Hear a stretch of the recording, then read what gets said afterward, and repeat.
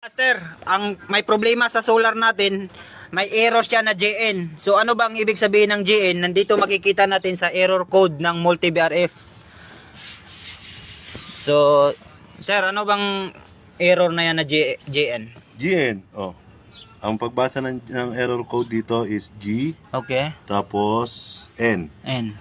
So, insulation, resistance, protection. So, anong ibig sabihin yan, sir? So, insulation, resistance, protection. So, maraming klase. Pero number one kasi yung solar natin. Yan ang problema natin ngayon dyan, yung solar. So, ibig sabihin yung sa main board, yung hindi Titingnan natin kung paano natin sa solar o dito sa may board natin, yung nagko-convert ng DC to AC.